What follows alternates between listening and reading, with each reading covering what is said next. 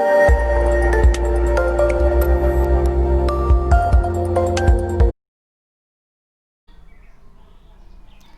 Everyone, very good morning.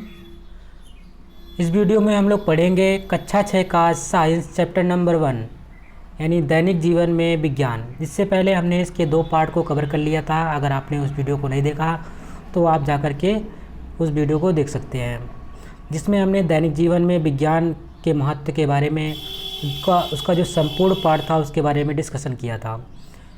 तो अच्छे से समझाया गया है आपको। जो चीज़ें नहीं समझ में आएंगी होंगी उनको आप कमेंट बॉक्स में कमेंट करके पूछ सकते हैं। अब इस पार्ट में हम लोग देखेंगे जो महत्वपूर्ण प्रश्न बनते हैं इस चैप्टर से।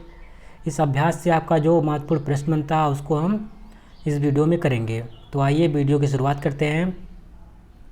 पहला प्रश्न आपके सामने बहुविकल्पीय है, यानी कि MCQs टाइप का है। इसमें से आपको एक प्रश्न के 4 ऑप्शन दिए गए होंगे, जिसमें से एक सही होगा। सही के सामने हमें सही का निशान लगाना है।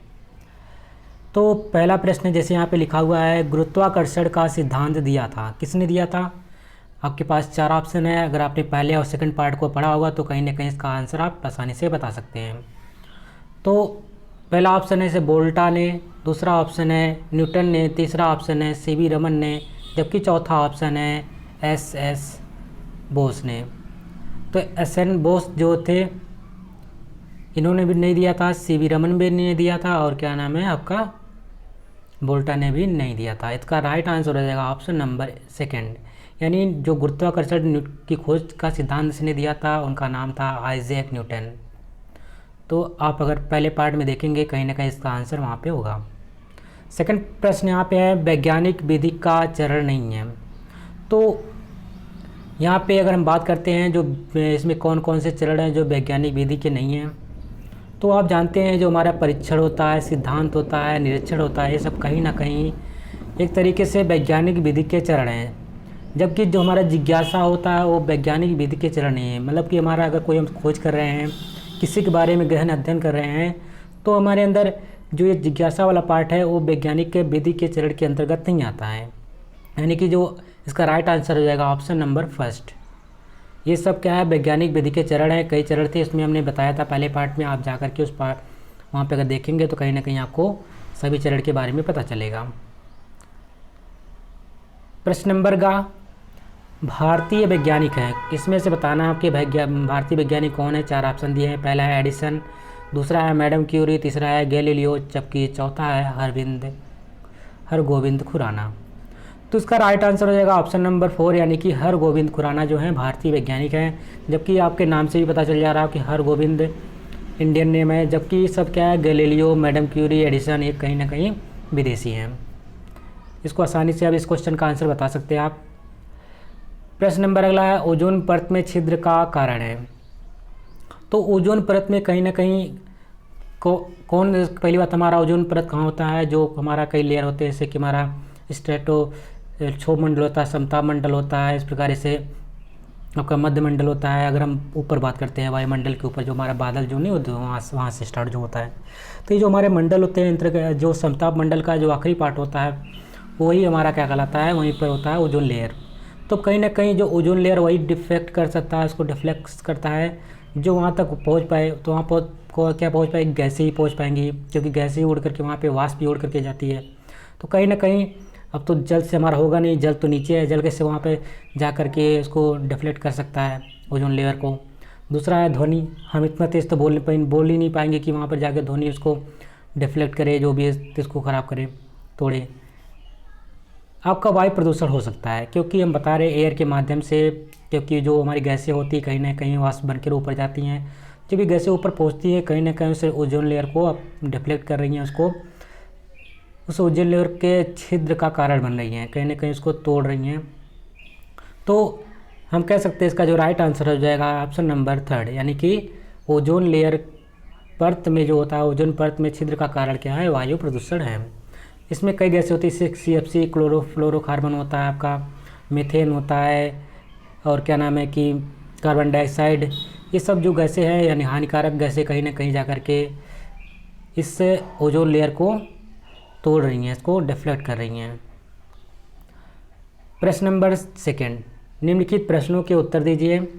पहला प्रश्न है, 2 भारतीय और 2 विदेशी वैज्ञानिकों के नाम लिखने हैं। बहुत आसानी से आप बता सकते हैं 2 भारतीय वैज्ञानिक कौन कौन से हैं। तो भारतीय वैज्ञानिकों के नाम जैसे जेसी बोस और डॉक्टर एपीजे अब्दुल कलाम जी हैं। अरविंद खुराना का नाम भी आया था, उसका उनका भी नाम आप लिख सकते हैं। अगर विदेशी वैज्ञानिक के नाम बात करें तो एडिसन थे और मार्कोनी थे। बहुत से नाम थे, आप बहुत लोगों के नाम बता सकते हैं। गुरुत्वाकर्षण को आइजैक न्यूटन, आइंस्टाइन, बहुत से नाम हैं। आप जैसे कि पढ़ते पढ़ते जब पढ़ेंगे कहीं ना कहीं कई नाम आपको याद हो जाएंगे, जिसमें से आपको 2 ही नाम लिखना है। आसानी से इस क्वेश्चन का आप जवाब दे सकते हैं। और सब जितने भी प्रश्न कराए जा रहे हैं वेरी इंपॉर्टेंट क्वेश्चन है, आप सब इसको अपनी कॉपी में जरूर नोट करते चलेंगे। अगला प्रश्न है, विज्ञान के दुरुपयोग से होने वाली किन्हीं 2 समस्याओं को लिखिए। तो हमने जब पहले पार्ट में पढ़ा था तो कहीं ना कहीं देखा था कि जो विज्ञान से कुछ, अगर हमें सेकंड पार्ट में ये था, विज्ञान से अगर हमें कुछ देता है तो कहीं ना कहीं हमसे कुछ छीनता भी है। अगर हम उसका सही उपयोग नहीं कर पाते हैं तो सदुपयोग नहीं कर पाते हैं तो कहीं ना कहीं उसका दुरुपयोग भी हो सकता है। तो वही बताना है इस क्वेश्चन के आंसर में कि विज्ञान के दुरुपयोग से होने वाली किन्हीं 2 समस्याओं को लिखिए। तो कौन कौन सी समस्याएं हो सकती है अगर उसका हम दुरुपयोग करते हैं। सिर्फ 2 समस्याएं लिखनी है, समस्याएं तो बहुत ढेर सारी हो सकती हैं। तो उत्तर में लिखें कि विज्ञान हमें अपने चारों ओर की वस्तुओं तथा घटनाओं के बारे में ज्ञान प्राप्त करने में सहायता करता है। विज्ञान विकास तथा आविष्कारों में भी सहायता करता है।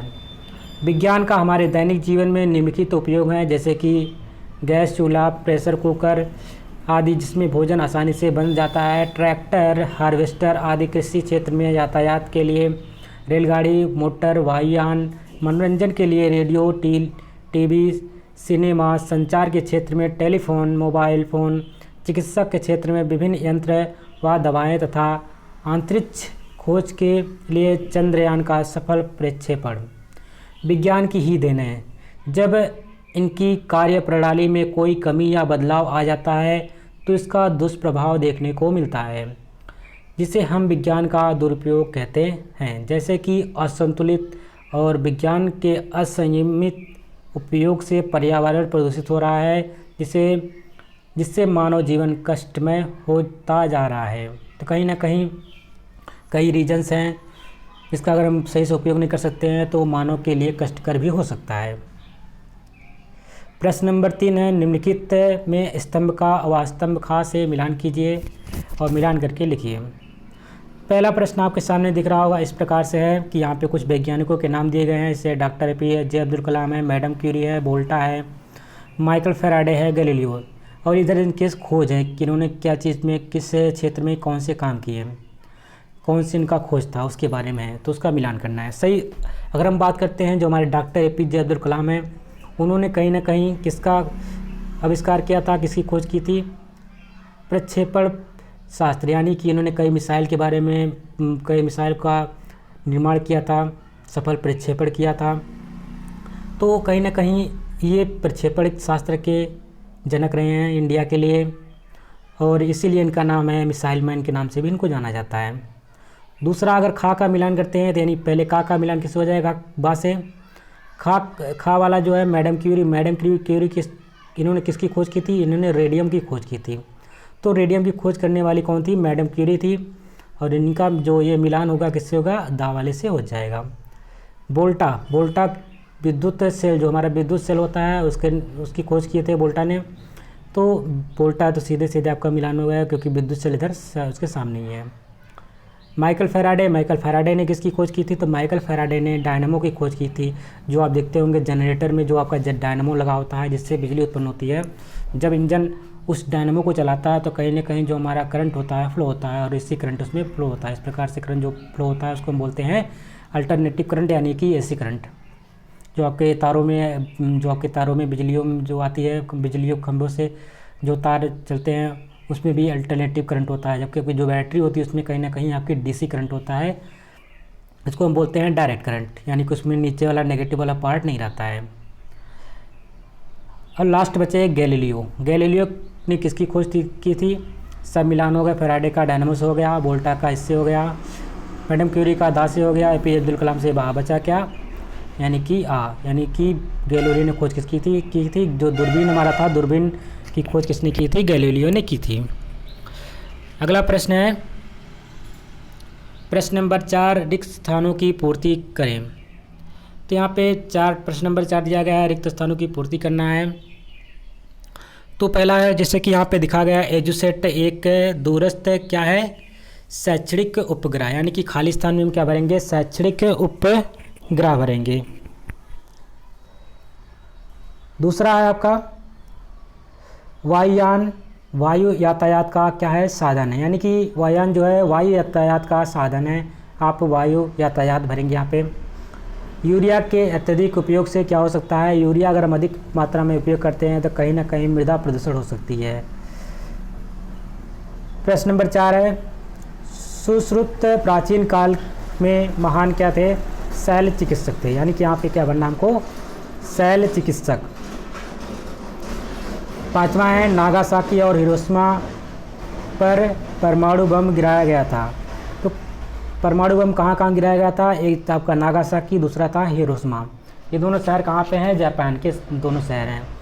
और किसने गिराया था, अमेरिका ने गिराया था 1945 में, जब द्वितीय विश्व युद्ध हो रहा था उस समय इन्होंने वहाँ पे गिराया था और काफ़ी मात्रा में हानि हुई थी वहाँ पे। अभी तक वहाँ पे सुनने में आता है कि अभी जो वहाँ पे बच्चे पैदा होते हैं कहीं ना कहीं लोले लंगड़े पैदा होते हैं, क्योंकि उसका रेडिएशन इतना खतरनाक होता है जो परमाणु बम का होता है ना, तो उसकी वजह से अभी भी वहाँ पे सही नहीं पता पैदा होते, कोई अपंग होता है, कोई लूला होता है, कोई लंगड़ा होता है, कुछ भी तरीके से बच्चे पैदा हो जाते हैं, अभी भी उसका इफेक्ट देखने को मिलता है। प्रश्न नंबर 5, निम्नलिखित प्रश्नों के उत्तर एक शब्द में दीजिए। यहाँ पे कुछ प्रश्न हैं जिसके उत्तर में सिर्फ एक शब्द में देना है। पहला प्रश्न है, दूर देशों की घटनाओं की सचित्र जानकारी देने वाला साधन का नाम लिखिए। जो हमारे दूर देशों की सचित्र यानी कि चित्र के साथ अगर कोई जानकारी देता है तो उसको उस साधन का नाम क्या होता है, आप सभी लोग जानते हैं, उसका उत्तर हो जाएगा टेलीविज़न। दूसरा है, विद्युत बल्ब के आविष्कारक कौन है, तो आपको मालूम होगा विद्युत बल्ब के आविष्कारक कौन थे, एडिसन, थॉमस एल्वा एडिसन के बारे में आप लोग पढ़ा होगा कि वो अपनी नौकरानी की जो लड़की थी उसको कई बार कई सवाल करते थे, कई बार उसको क्या करते थे, कीड़े मकोड़े खिला दिए थे, क्योंकि किसी ने उनसे बोला था, उनकी टीचर बोली थी कीड़े मकोड़े बच्चियाँ खाती हैं इसलिए उड़ पाती हैं, इसलिए वो क्या करते हैं, अपनी नौकरानी जो उनकी लड़की होती है उसको कीड़े मकोड़े खिला करके और छत पर से धक्का दे देते हैं कि जाओ ये तुम भी उड़ सकती हो। तो उन्होंने इस प्रकार से काफ़ी बहुत ही कई प्रयासों के बाद विद्युत बल्ब के आविष्कार किया। इसलिए अगर आपसे पूछा जाता है विद्युत बल्ब के आविष्कारक कौन थे तो आप बता सकते हैं थॉमस एल्वा एडिसन। प्रश्न नंबर 6, किन्हीं 2 अंतरिक्ष वैज्ञानिकों के नाम लिखिए। अब जो यहाँ पे वैज्ञानिक तो बहुत ढेर सारे होते हैं, लेकिन हमें उस वैज्ञानिक का नाम लिखना है जो अंतरिक्ष की यात्रा कर चुके हैं, यानी कि अंतरिक्ष में जा चुके हैं, उनके नाम लिखना है। तो आपको सबसे पहले पता होगा कि सबसे पहले अंतरिक्ष में जाने वाले कौन थे, भारत की तरफ से राकेश शर्मा। ये क्वेश्चन कई बार एग्जाम से पूछा गया, अगर भारत से सबसे पहले अंतरिक्ष में जाने वाले वैज्ञानिक का नाम क्या था, तो आप बता सकेंगे राकेश शर्मा। जबकि आपको पता होगा दूसरा नाम है क्या है, कल्पना चावला। तो क्योंकि इनका प्लेन क्रैश हो गया था आते वक्त, जब वापस लौट रही थी इनकी मृत्यु हो गई थी। तो आपके 2 नाम हो गए, इंडियन की बात कर रहा है तो इंडियन के नाम लिख सकते हैं, अगर और भी देशों के नाम अगर पूछ सकता है तो उसके बारे में भी आप जानकारी लिए रखे रही है। प्रश्न नंबर 7 है, चिकित्सा के क्षेत्र में वर्तमान में क्या प्रगति हुई। अगर हम बात करते हैं चिकित्सा के क्षेत्र में क्या क्या प्रगति वर्तमान में हुई तो उसके बारे में हमको लिखना है। उत्तर में लिखेंगे, वर्तमान समय में चिकित्सा के क्षेत्र में अनगिनत प्रगति हुई, जैसे मलमूत्र तथा खून का परीक्षण, x ray, ultrasound, CT scan, endoscopy आदि, जिसके द्वारा हम किसी भी भयंकर से भयंकर बीमारी का हमें तुरंत पता चल जाता है और हम समय रहते उसका उपचार करा पाते हैं। तो कहीं ना कहीं आपने देखा जो प्रेजेंट टाइम में जो पहले लोग क्या करते थे, नाड़ी ओड़ी देख करके रोगों का पता लगाते थे या अनुमान लगा के पता लगाते थे कि ये रोग हो सकता है, लेकिन प्रेजेंट टाइम में कई तरीके से मलमूत्र के माध्यम से, उनके खून का परीक्षण करके, एक्सरे से, अल्ट्रासाउंड द्वारा, सीटी स्कैन द्वारा, एंडोस्कोपी द्वारा, इस सब इसके माध्यम कहीं से हम यूज़ करके पता कर लगाते हैं कौन कौन सी बीमारी ना, इस प्रकार से उनका इलाज हो पाता है आसानी से। प्रश्न नंबर 8 है, वर्तमान समय में संचार के माध्यम वर्तमान समय में संचार माध्यम के साधन क्या क्या हैं। प्रेजेंट टाइम में अगर हम बात करते हैं तो जो हमारे संचार के माध्यम है के वो साधन है कौन कौन से हैं, उसके बारे में हमें लिखना है। तो उत्तर में लिखेंगे वर्तमान समय में संचार माध्यम के विभिन्न साधन हैं, जैसे कि radio, television, mobile phone, internet, समाचार पत्र, बहुत से साधन आपके बारे में, फैक्स, इंटरनेट, जो भी आपका इस्तेमाल कर सकते हैं। गेमिंग आप कर सकते हैं, गेम आप खेलते हैं, वीडियो गेम है, ये कहीं ना कहीं प्रेजेंट टाइम में आप देखते होंगे यानी कि संचार के विभिन्न भिन्न साधन हैं। इसके बारे में आप आसानी से लिख सकते हैं क्योंकि ये सब आपके सामने डेली दिखाई देते हैं। आप डेली इंटरनेट यूज़ करते हैं अपने मोबाइल में, डेली इंटरनेट, डेली टेलीविज़न देखते होंगे, मोबाइल चलाते होंगे, समाचार पत्र पढ़ते होंगे, इस समाचार पत्र पढ़ते होंगे, और कहीं ना कहीं इस जो आप इस मोबाइल के माध्यम से इस सब्जेक्ट के बारे में बात पढ़ रहे हैं, ये भी आपका कहीं ना कहीं एक प्रकार से संचार का ही माध्यम है। तो ये चैप्टर यहीं पे कंप्लीट होता है। आशा करता हूँ आप सभी लोग इसको अपनी कॉपी में नोट किए होंगे। जो लोग नोट नहीं कर रहे हैं प्लीज़ उनसे यही कहना है कि आप लोग अपनी कॉपी में सब प्रश्नों को नोट करते चले जाएंगे। जब एक आपका एक बार नोट्स बन जाता है, कहीं ना कहीं आपको फिर से दोबारा पढ़ने की आवश्यकता नहीं होती है। अपने नोट को आप रिवीजन कर लीजिए आसानी से, हर प्रश्न को आप कुछ है ज़्यादा समय नहीं लगता है। फिलहाल पहली बार आपको ज़्यादा समय लगेगा, लेकिन अगली बार जब आप रिवीजन करेंगे कहीं ना कहीं आप आसानी से उन प्रश्नों को दोहरा पाएंगे, और जो अपने लैंग्वेज में जो लिखे रहेंगे, अपने हाथों से जो लिखे रहेंगे, उन चीज़ों को समझना आसान होता है। तो आप अपनी कॉपी में नोट करते रहिए।